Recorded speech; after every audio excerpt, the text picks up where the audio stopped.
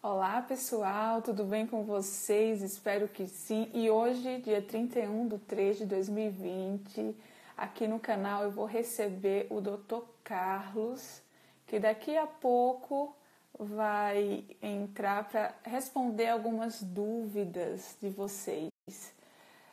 IAP Taubaté já está nos acompanhando.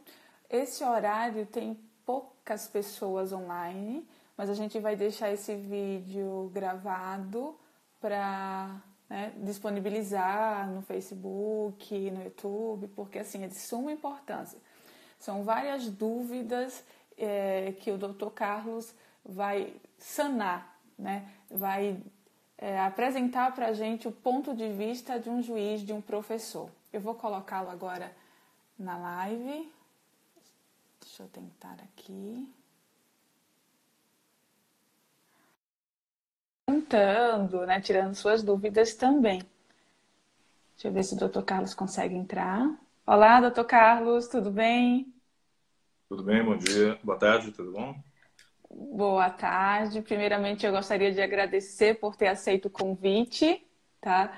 Para quem não conhece o Dr. Carlos, ele é professor, escritor, é juiz de trabalho, titular aqui da Primeira Vara de Campinas e uma pessoa extremamente educada. Que assim, é um prazer sempre conversar com ele, fazer audiência, quando a gente está no tribunal também, é assim, de uma educação que não tem comparação. Então é um prazer muito grande tê-lo aqui mesmo, doutor. Muito obrigada. Eu que agradeço o convite e a oportunidade e principalmente os elogios, né, que me deixaram até sem graça. Imagina, imagina. Tem muitos alunos seus que, quando souberam que o senhor ia fazer essa live aqui comigo, falaram: ai, doutor Carlos, que bom, ele é muito educado, ele é maravilhoso. Eu falei: então, assiste. Assiste que ele vai tirar algumas dúvidas. Tá certo. Primeira dúvida, né? Que bombou nas redes sociais esses dias. O que seria o factum principis? Perfeito. Vamos lá. O Factum Principis é um instituto previsto no artigo 486 da CLT, que existe já há décadas, está praticamente desde o início da CLT, desde a origem da CLT ele está presente. E tem até esse nome curioso, né, porque tem uma referência a um instituto histórico chamado Fato do Príncipe. O seu significado qual é? Há situações em que o Estado intervém na atividade privada e, de alguma maneira, afeta essa atividade privada. E, especificamente no sentido trabalhista, qual que é o significado disso? Toda vez que o Estado pratica esse tipo de intervenção e, de alguma maneira, resulta na suspensão temporária ou definitiva da atividade empresarial, poderia configurar o factum principis, que vai gerar as consequências que estão no artigo 486 da CLT. Então, assim, de modo bem resumido, bem direto, seria o quê? Na perspectiva da CLT, né? Seria todo ato do poder público, do Estado, em qualquer das suas esferas, né, municipal, estadual, federal, Federal? que, intervindo na atividade produtiva de alguma empresa, impede o seu funcionamento temporário ou definitivo e gera algumas consequências. Mais particularmente, quais as consequências que estão previstas no texto consolidado. No caso de suspensão temporária do trabalho, os salários deste período são devidos pelo ente federativo que promoveu a intervenção. Em se tratando de suspensão definitiva das atividades, que efetivamente acabam resultando no impedimento do funcionamento da empresa definitivamente, as verbas rescisórias decorrentes desse fato seriam arcados pelo ente federativo. Então, essas são as consequências, né? Os ônus, sejam salários, sejam verbas rescisórias decorrentes deste ato de intervenção, devem ser custeados pelo ente federativo que promoveu essa intervenção que eu aqui me referi. Perfeito. Então, a questão da indenização, o senhor entende que seria, no caso de demissão, as verbas rescisórias. E no caso de suspensão do contrato de trabalho, o pagamento dos salários. Exatamente, exatamente. Essa E aí, seria a situação. perdão. Pode continuar, perdão. Não, essa seria a consequência, né? A consequência. E eu, como advogado, eu ingressaria com uma ação na Justiça do Trabalho normalmente? Isso, na realidade, veja bem, o factum principis é uma alegação do empregador, tá? Então, isso é muito importante você ter feito essa pergunta, até para esclarecer. E vamos, desde logo, situar o motivo disso. É porque houve alguns comentários, inclusive do presidente da República, de que haveria a caracterização do factum principis quando estabelecido esse fechamento do comércio e das demais atividades produtivas.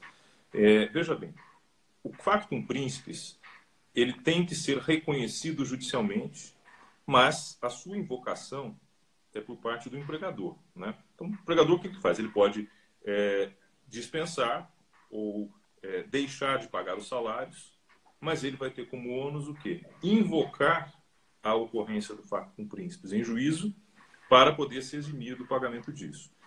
Hoje, eu falo hoje, pensando aí desde a Constituição de 88, né, ou seja, já há bastante tempo, a competência é da Justiça do Trabalho. E por que é importante frisar isso? Porque o texto da CLT, quando fala do tema, ele inclusive faz uma referência que hoje já não é mais aplicável, que seria a remessa dos autos ao juízo da Fazenda Pública.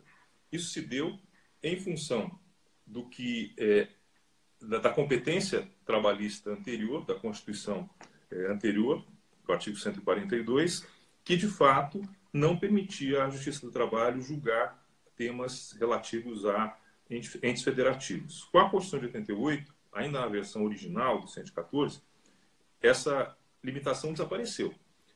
Bem, diante disso, não há problema nenhum hoje em se invocar esse instituto na Justiça do Trabalho.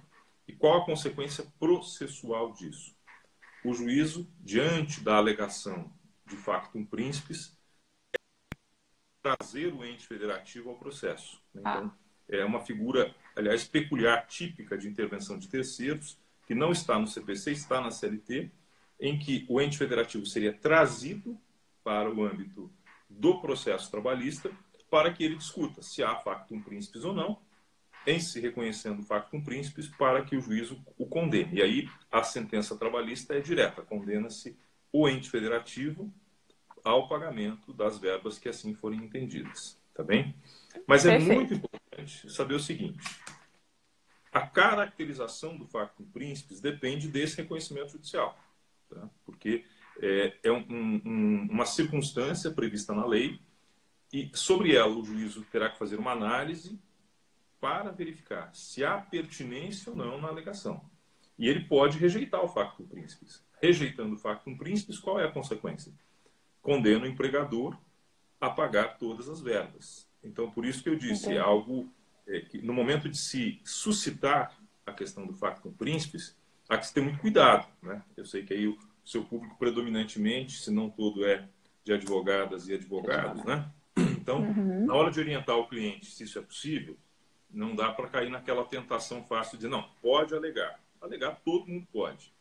Mas a caracterização disso depende de uma análise específica do processo. E tem muitos casos, né? Há casos, por exemplo, na jurisprudência que a gente pode selecionar, de intervenção que o município faz em hospitais que estão realizando má gestão financeira. A jurisprudência entende que não há factum principis, porque a lógica do factum principis é a atuação do Estado dentro do seu poder discricionário, né? Quando se faz, por exemplo, um exemplo comum que aconteceu até aqui em Campinas, né? Quem é daqui deve se lembrar, quando se fecha uma rua durante um período para fazer reformas ou se fazer canalização de um córrego, por exemplo. Há atividades econômicas que continuam funcionando normalmente. Outras não conseguem. Um posto de gasolina, um estacionamento, por exemplo. Essas atividades não conseguem ser executadas. O Estado agiu dentro do seu poder discricionário, fazendo o fechamento para poder realizar uma obra, né, de melhoria, mas prejudicou uma atividade econômica, né? Agora, quando um estabelecimento é fechado por descumprir normas sanitárias, quando é interditado por falta de alvará, ou quando tem uma situação de má gestão financeira, por exemplo, nada disso configura factum principis. Isso aí, inclusive, é ônus daquele que deu causa, né? Então, por isso é importante lembrar.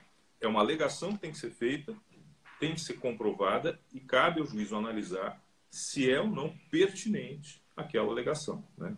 Que aí ele vai reconhecer o facto com príncipes ou não. Perfeito, ótima colocação.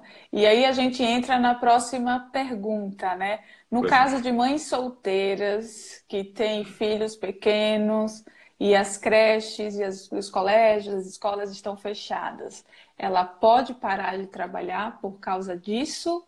Pode receber uma justa causa, sim ou não? É o tipo de situação que não tem previsão normativa, né? Houve todo um discurso de que a medida provisória viria para disciplinar as relações de trabalho, mas esse tipo de situação não foi prevista, como não foi prevista a situação das pessoas que estão em grupo de risco e que não têm como Perfeito. fazer trabalho à distância, não é? Então, esse tipo de situação, a medida provisória faria muito bem se regulamentasse, né? Ela só se preocupou em regulamentar formas de tirar direitos. Mas ela faria muito bem se regulamentasse disciplinando os trabalhadores em situação de risco, as pessoas que têm casos como esse que você disse, né, mães que têm filhos em idade escolar e não têm, né, com quem deixá-los, elas teriam uma escusa legítima. O que acontece no caso desse? Estamos diante de uma situação de um vazio normativo, né? Aí vem aquelas técnicas de preenchimento das chamadas lacunas, né? O artigo 8º da CLT nos dá diversas ferramentas para isso. Eu não teria dúvida de afirmar que essa trabalhadora, no exemplo que você citou, ou qualquer trabalhador, no caso dos grupos de risco, tem plena legitimidade para deixar de trabalhar, deixar de prestar serviços, invocando naturalmente uma condição como essa. É claro que esse é sempre um risco que vai existir, porque esse trabalhador corre, né, vai ficar exposto a receber uma sanção disciplinar que pode até custar o seu emprego. Tá? Então, de novo, é uma questão de ponderação de riscos. O que o trabalhador, ao meu ver, tem que fazer? Claro, eu não tenho dúvida nenhuma de que a escolha tem que ser pela saúde, tanto do trabalhador como dos seus filhos e familiares. Se eu estivesse numa condição dessa, não tenho dúvida da opção que faria. Mas o que eu também faria em consequência? Faria uma comunicação formal ao empregador. Olha, tendo em vista tal fato, sou de grupo de risco, por isso, por aquilo, ou tenho filho em idade escolar, a creche está fechada e assim por diante, não tenho quem deixar. Eu estou, desde então, deixando de trabalhar, me colocando à disposição, né, para qualquer outra medida que for adotada, e assim que as coisas normalizarem, me coloco à disposição novamente.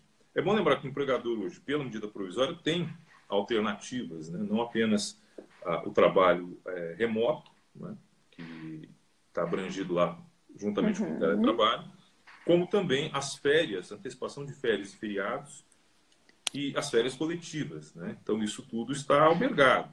Então, o empregador pode, ao receber uma comunicação dessa, então dizer, olha, tudo bem, então eu estou te colocando em férias para que ele, empregador, não tenha prejuízo, né? E é claro, isso vai gerar um conflito que possivelmente vai ser levado ao judiciário. Na análise desse conflito, o que tem que fazer o juiz? Ele tem que fazer uma ponderação, fazer aquilo que chamamos de juízo de ponderação, fazendo, né, uma concatenação desses valores jurídicos que existem para saber o que predomina. A minha interpretação, não tenho dúvida nenhuma, seria favorável à trabalhadora por causa justamente dos valores, né, que entendo que são predominantes. Então, isso justifica que ela se exima das obrigações contratuais por uma razão muito mais poderosa que ela, né? Aliás, a própria medida provisória afirma a chamada força maior, né? Invocando o artigo 501 da CLT, possivelmente querendo com isso obter o pagamento reduzido das verbas rescisórias. O trabalhador pode usar o mesmo fundamento para isso. Olha, eu não posso trabalhar por motivo de força maior, que não depende da minha vontade. Tá bem? Perfeito. Dá para fundamentar nesse sentido. E Exato. no caso do não fornecimento de EPI, exemplo, o pessoal de supermercado, que tem, né, que lida diretamente com o público e não tá sendo fornecido a luva, nem álcool em gel, nem a máscara, eu posso pedir uma rescisão indireta nesses casos? Nesse caso, tem até previsão expressa no artigo 483, né? Que estabelece uma das hipóteses de rescisão direta quando o empregador submete o empregado a riscos, né, na execução do trabalho. É evidente que esse risco não é causado pelo empregador. E aqui, né, vamos fazer uma ressalva que eu não estou dizendo de responsabilidade do empregador pela contaminação a priori. Não é essa a ideia. Mas o fato de o empregado ter que trabalhar, por se tratar de uma atividade essencial, dentre aquelas que foram relacionadas como tais, sem que o empregador forneça a ele equipamentos próprios para a sua proteção, isso, a meu ver, se enquadra perfeitamente na hipótese da rescisão indireta, né? É claro que nós estamos aí numa situação em que todos estão preocupados com a preservação dos empregos. Não sei se é conveniente ao empregado ingressar com uma ação pedindo isso. Mas aí eu vou mais além, né? Este empregado pode se recusar a trabalhar sem ter os ônus de uma justa causa, fundado nesse argumento. Olha, eu não quero deixar o trabalho porque eu preciso do trabalho, mas eu não quero trabalhar de maneira exposta, então eu quero que sejam fornecidos os meus equipamentos de proteção. Então, de novo, cabe a ele fazer uma comunicação formal ao empregador nesse sentido. A melhor solução neste caso seria a atuação sindical, né? O sindicato deveria tomar a frente disso, até para evitar qualquer tipo de perseguição, qualquer tipo de personificação do empregado. Caberia ao sindicato fazer esse tipo de reivindicação. E na recusa do empregador, eventualmente realizar uma greve e até mesmo ingressar com uma ação judicial assim pleiteando. Nós temos já algumas decisões judiciais nesse sentido. No caso dos Correios, por exemplo, já houve decisões da Justiça do Trabalho determinando que os Correios fornecessem luvas, máscaras, equipamentos, porque é uma atividade essencial, aliás, muito mais que essencial nesses dias, né, que dependemos do recebimento de, muitas vezes, de produtos alimentícios e tudo mais, e outras tantas coisas que se compram via internet. Então, é fundamental que haja esse fornecimento. Então, embora existam soluções no plano individual, é sempre bom lembrar que se isso pudesse ser feito no plano coletivo, muito melhor, porque deixa o empregado menos exposto, menos vulnerável às inflexões que o empregador pode realizar. Perfeito. A outra questão também que a gente tem recebido, né, de dúvidas, no caso do teletrabalho, né, o teletrabalhador. A MP ela fala que não é devido o pagamento de hora extra para o teletrabalhador. Mas se eu ingresso com uma ação e eu consigo comprovar que a minha jornada passava de 8 horas por dia, há possibilidade de condenação neste caso? Olha só, a medida provisória ela repete um defeito que já vinha na regulamentação do teletrabalho pela CLT, né? O que acontece?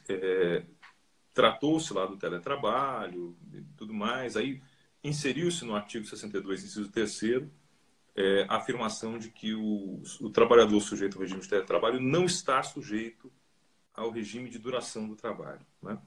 Só que esqueceram que o artigo 6º da CLT, no seu parágrafo único, ele afirma categoricamente que os meios eletrônicos de controle, supervisão e fiscalização se equiparam aos meios pessoais de controle, supervisão e fiscalização.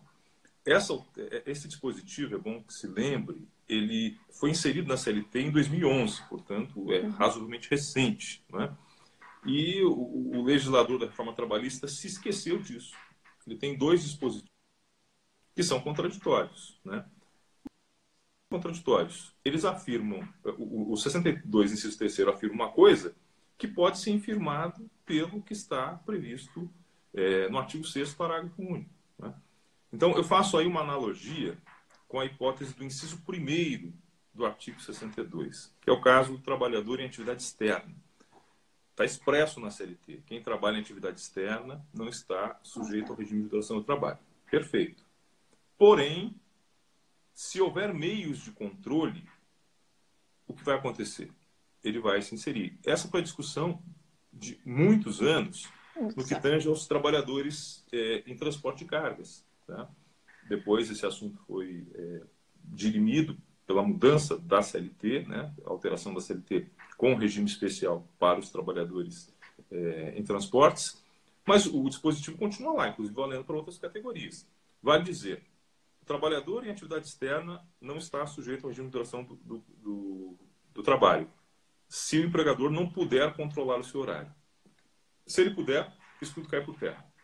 É o mesmo raciocínio que se aplica para o teletrabalho. O teletrabalho. Se o trabalhador em regime de teletrabalho, ou trabalho remoto, ou qualquer outro tipo de trabalho à distância, que são as 3 hipóteses que a medida provisória contempla, não tiver sujeito a controle de horário, ele não se enquadra no regime de duração do trabalho. Perfeito. Se, no entanto, ele estiver sujeito ao controle, inclusive por meios telemáticos, nos termos do parágrafo único do artigo 6º, ele tem uma situação de controle de horário. Então, aí volta a sua pergunta. Nesta segunda hipótese, se ficar caracterizado que existe o controle, existem meios de controlar, não que exista, mas que existem meios para controlar a atividade do empregado, comprovado que ele presta serviços posteriormente ao seu horário, restaria evidenciado o trabalho em sobrejornada, regime de horas extras. A MP tem 2 outras contradições curiosas, né? A primeira diz respeito ao fato de que ela própria, quando fala ali no artigo, no próprio artigo 4º, parágrafo 5º, diz assim: o tempo de uso de aplicativos e programas de comunicação fora da jornada de trabalho normal do empregado não constitui tempo à disposição. Bem, peraí, mas se o caput fala que o trabalhador em regime de teletrabalho não tem sujeição ao horário, como é que ele tem jornada normal de trabalho? Né? Isso aqui é o famoso ato falho, né? A psicanálise explica, com certeza, esse tipo de disposição da MP. Né? Não tem controle, mas tem jornada normal de trabalho. Né? Então, isso aqui já diz tudo, que é uma confissão. Né? Uma confissão da norma. Se existe um regime, uma duração normal do trabalho, o que ultrapassa essa duração pode ser considerado. E mais uma coisa, né? Esse próprio texto aqui ele tem uma outra coisa interessante, porque ele coloca o tempo de uso de aplicativos e programas de comunicação fora da jornada normal. Não é tempo à disposição, não é regime de prontidão, nem é sobreaviso. De fato, não é. Isso é trabalho.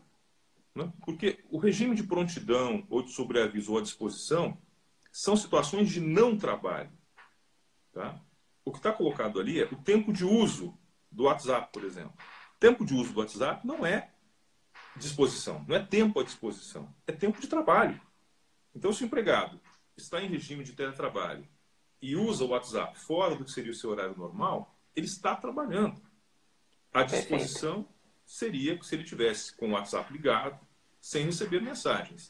Mas à medida em que ele recebe comunicações, que ele usa, e aí eu me fixo novamente no tempo de uso que está colocado no texto da lei, isso não é tempo à disposição, não é sobreaviso e nem é prontidão, é trabalho.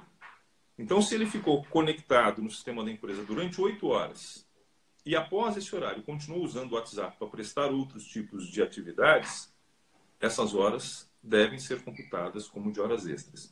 E isso é muito fácil de provar, né? Porque ele tem os registros das conversas, dos diálogos, o que ele pode fazer para evitar o questionamento sobre a integridade da informação e até a perda, né? Já que muitas vezes pode ter algum... Ele pode fazer uma ata notarial dessas informações, pode ir a um cartório, quando for possível, né? Ir ao cartório e fazer uma ata notarial com esses registros, e ele então tem a prova de que ele trabalhava além do seu limite normal no sistema de teletrabalho. Perfeito. A questão também com relação ao artigo 2º, que muito se tem falado que é possível fundamentar a suspensão do contrato de trabalho com a suspensão do pagamento de salário pelo artigo 2º, o senhor entende que é possível ou não? Olha, na lógica da MP, o artigo 2º, pelo artigo 2º, pode tudo, qualquer coisa, né? Porque esse dispositivo tenta subverter não apenas o comando normativo, né, do que está estabelecido no direito do trabalho brasileiro, como também pretensamente quer revogar o princípio da norma mais favorável. Né? Vale lembrar, o princípio da norma mais favorável é aquele princípio que estabelece que na análise, na aplicação concreta das disposições normativas aplicáveis a uma relação empregatícia, sempre vai prevalecer aquela norma que for mais favorável ao trabalhador, independentemente da sua hierarquia. É por isso que, ao longo de toda a nossa história, nós podemos aplicar uma regra convencional de uma convenção coletiva melhor que a Constituição. Ou mesmo a estipulação contratual. Vamos imaginar, o empregador paga, por iniciativa própria, um adicional de 80% para as horas extras. A Constituição prevê 50%, a Convenção Coletiva prevê 60%, ele paga 80%. O que vai prevalecer? O que está estabelecido no contrato individual, mas não é pela natureza da norma, é em razão das características do contrato de trabalho ou do direito de trabalho que fazem com que sempre prevaleça que é mais favorável ao trabalhador. Esse dispositivo, de longe, é o pior que existe na medida provisória. Um refúgio oportunista. Doutor Carlos, Tá? eu acho que a gente Para se está te inserir. perdendo. Doutor Carlos, Oi, tô aqui. volta um pouquinho que não deu para entender. Travou o vídeo bem na hora. Tá. Travou. Essa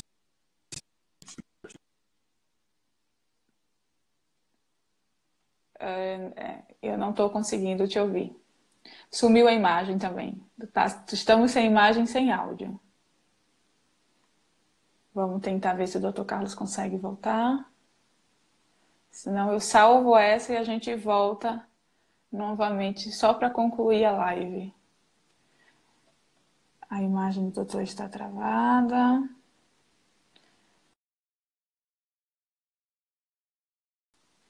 Também não tem áudio. Ah, saiu. Vou tentar colocá-lo novamente aqui. Vamos só aqui um minuto.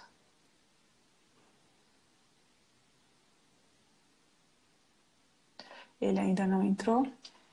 Estamos falando a respeito da MP, né, da questão do teletrabalho, do pagamento de hora extra ou não. Deixa eu tentar colocá-lo mais uma vez aqui no grupo. No grupo não, no vídeo aqui. Pior que ele não está aparecendo aqui para mim. Cá. Deixa eu tentar aqui. Não estou conseguindo nem encontrá-lo. Agora encontrei. Vamos aguardar. Pronto, Agora tá voltou. vendo? Pronto, vendo e ouvindo. Tá ótimo. Então, vou voltar. O que eu estava dizendo é o seguinte, esse dispositivo, o artigo 2º, ele é o pior de todos que está na medida provisória, né? Porque ele pretende subverter aí a dimensão constitucional do direito do trabalho brasileiro e o princípio da norma mais favorável. Tá? E, na realidade, o que ele representa, isso não tem nada a ver com pandemia. Isso aí foi um oportunismo muito grande por parte do governo de inserir esse tipo de norma, sendo que isso já era um desejo antigo, um desejo confessado, né? Um desejo inconteste do ministro da Economia. Eu vou relembrar a todos em que situação ele disse isso. Ele fez declarações dizendo que havia muitos direitos no Brasil e que o Brasil devia adotar um regime, um sistema, como o dos Estados Unidos, em que as partes resolvem a forma de contratação, remuneração e tudo mais, e fica tudo bem, não é? Então, quer dizer, o que se fez? Aproveitou-se a oportunidade para inserir esse dispositivo, que é completamente incompatível com o mercado de trabalho brasileiro, com o modo de regulação das relações de trabalho no Brasil, e é incompatível com a Constituição. Eu sei que essa semana passada, o ministro Marco Aurélio, ao apreciar a ADI que foi apresentada em relação a essa medida provisória, ele não deferiu a liminar, mas isso não significa que seja constitucional. Significa que, numa análise precária que ele fez ali, no juízo de delibação, ele não entendeu pertinente suspender a eficácia. Mas o Supremo não se pronunciou sobre a constitucionalidade. E se houver coerência no Supremo Tribunal Federal, né, inclusive um respeito ao que está previsto na Constituição brasileira, este artigo, particularmente, ele tem que ser afastado. Porque o que ele afirma? Que as disposições de acordo individual de trabalho predominam sobre o que está na negociação coletiva e na lei. Essa afirmação acordo individual, isso na verdade, é retórico. Porque nós sabemos que nas relações de trabalho, Não existe contrato individual. O que existe é um contrato de adesão. O empregador apresenta as condições em que o contrato será executado e o empregado aceita. Se ele não aceitar, ele não é admitido. Simples assim. Né? Essa é uma É regra verdade. simples. Tirando uma ou outra pessoa, assim, alguns profissionais muito peculiares, atletas profissionais e ainda atletas famosos, né? Ou então artistas, ou pessoas que têm realmente já uma condição profissional muito bem definida, altos executivos, coisas do tipo, é muito raro observar alguém que possa discutir, que possa debater condições contratuais. Né? Então, o acordo individual de trabalho, na prática, seria o quê? A vontade do empregador. Né?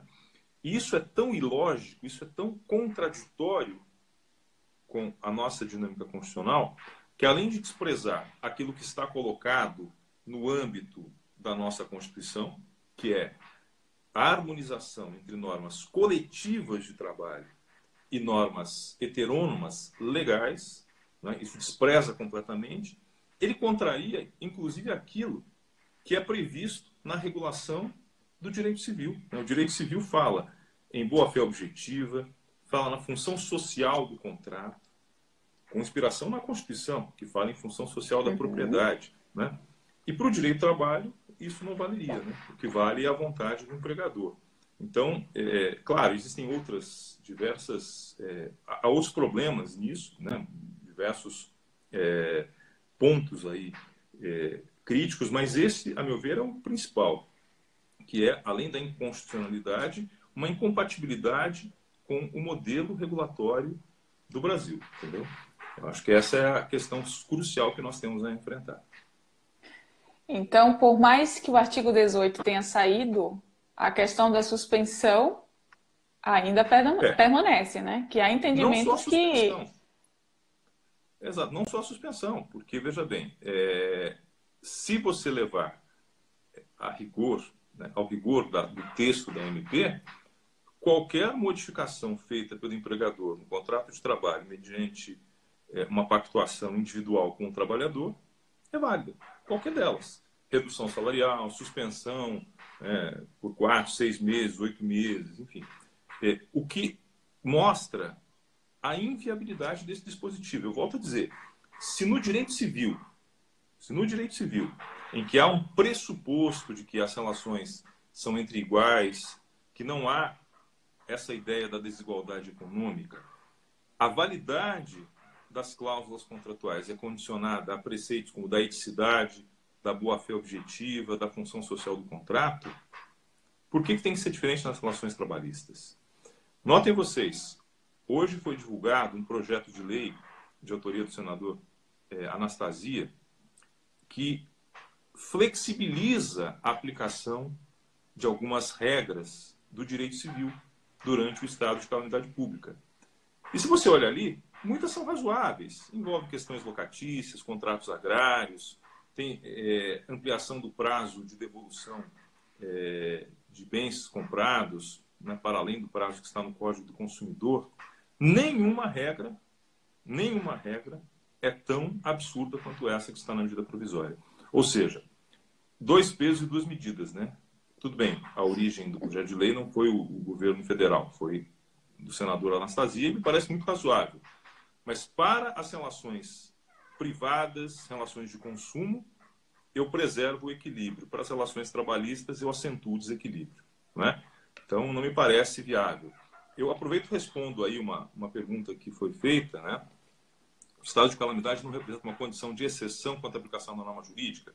Eu não entendo como pertinente. Por primeiro, existem valores que são irreleváveis, que são inflexíveis. A meu ver, eles estão consagrados na Constituição. Nós estamos num momento na história do Brasil e de boa parte do mundo que alguns autores chamam um momento da pós-democracia, né? E esse tipo de fundamento foi muito comum na pós-democracia. O tal do interesse público, todos esses conceitos genéricos, né, que não têm nenhuma especificação concreta, eles foram muito usados nos últimos tempos para relativizar direitos fundamentais. Tá? Isso é muito grave, porque se os direitos são fundamentais, é porque eles são elementares para que qualquer cidadão tenha uma vida e uma existência digna. Então, ao meu ver, eles são inflexíveis, eles não podem ser passíveis de flexibilidade. O segundo ponto é que, exatamente esse que eu disse, as relações de trabalho são relações peculiarmente diferenciadas. É para isso que existe o direito de trabalho. Então, se existe alguma razão para atenuar regras trabalhistas, elas não podem ser formas de atenuação, primeiro, que comprometam a estrutura do direito do trabalho, e segundo, que prejudiquem aquele que é protegido.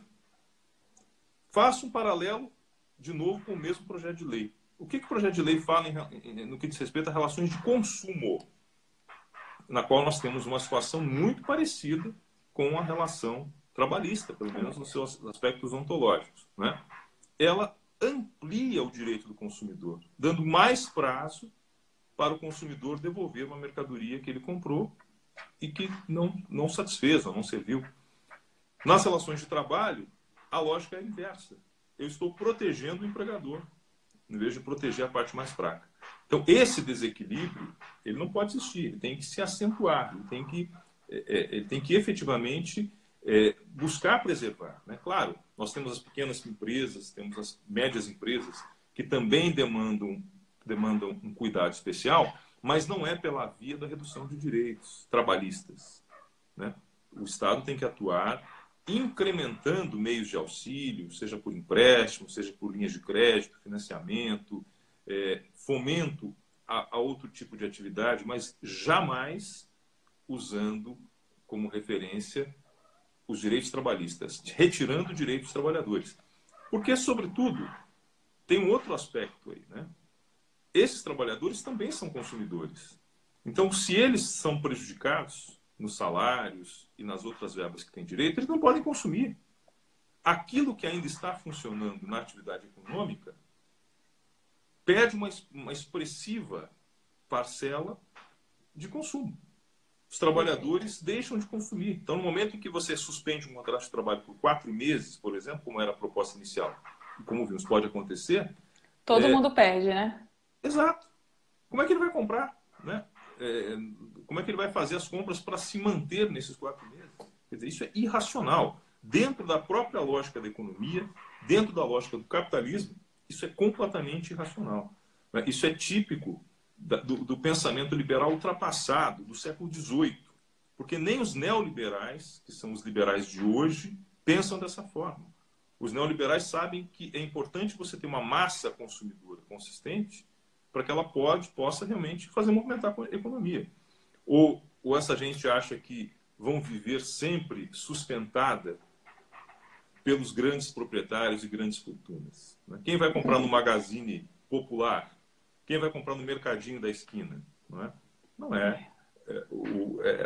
Não são as pessoas que compõem a classe mais alta.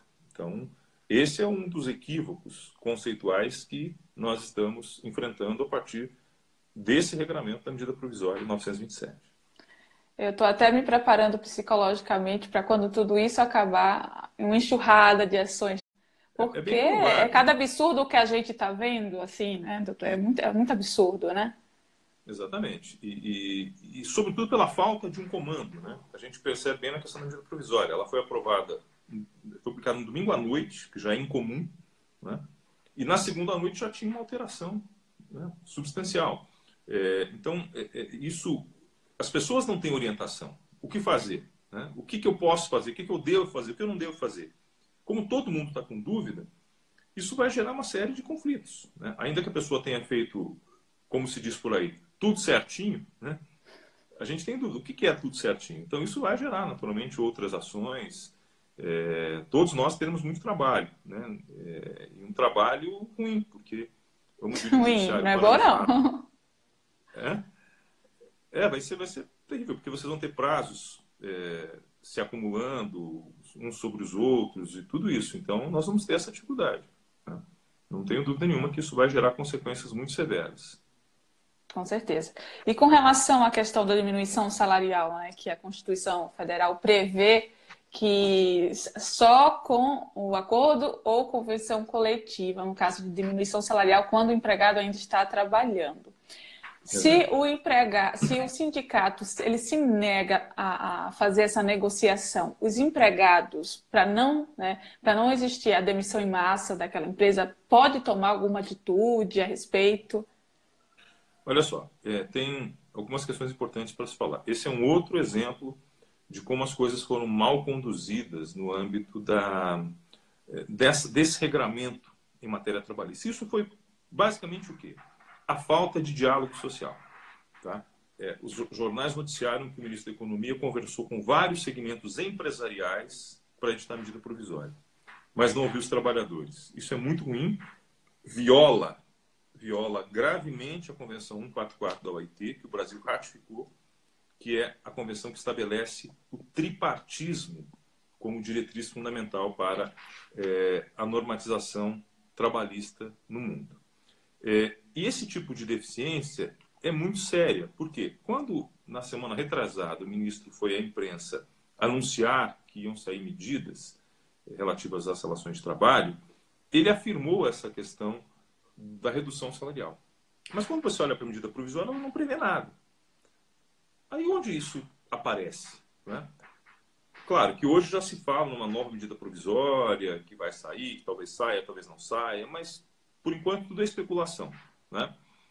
Enquanto não está no Diário Oficial, a gente não pode ter certeza de nada. Aliás, nem depois que está, mas não dá para ter certeza. De qualquer forma, na medida provisória 917 não se fala em redução salarial.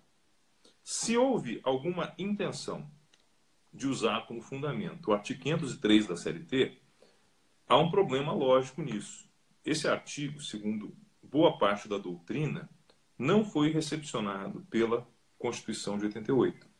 Exatamente por causa desse dispositivo que você se referiu, que estabelece que redução salarial só mediante negociação coletiva. Na realidade, é o princípio da irredutibilidade que está ali e afirma-se em decorrência que qualquer alteração, qualquer redução salarial somente pode ocorrer mediante negociação coletiva.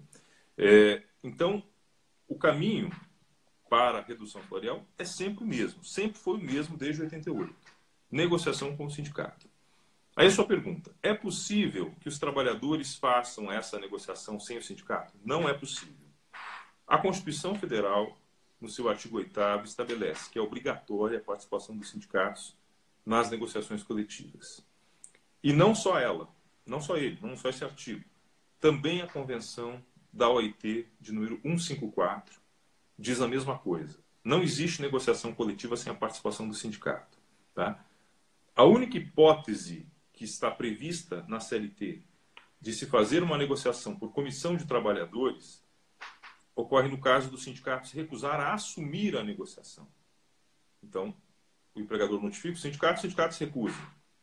Notifica a federação se recusa. Notifica a confederação se recusa. Automaticamente está liberada a negociação direta com comissão de trabalhadores. Mas é só nesse caso. Não se aplica essa regra quando o sindicato diz eu não aceito essa proposta. A prerrogativa da negociação coletiva é do sindicato, para o bem ou para o mal. Há quem critique isso, mas não é apenas uma questão de preferência. É algo que está previsto na Constituição brasileira e está previsto na Convenção 154 da OIT. E mais além, por que eu não posso fazer uma negociação direta com os trabalhadores que envolva, por exemplo, todos eles? Porque isso não é coletivo. E o pressuposto de questões como essas serem reservadas à negociação coletiva é exatamente porque, individualmente, os trabalhadores estão mais sujeitos, estão mais propensos a influências, a pressões, a constrangimentos. Então, não adianta eu passar uma lista, quem concorda com a redução salarial. Isso é completamente irregular. Tá? Se o empregador fizer isso, mesmo que cada trabalhador assine individualmente e concorde, ele estará descumprindo o que está na Constituição. Essa alteração será inválida. Mas e se o empregador fizer um acordo individual, como diz o artigo 2º? Nem assim seria válido, porque o artigo 2º, embora desnecessariamente, ressalva os direitos assegurados na Constituição.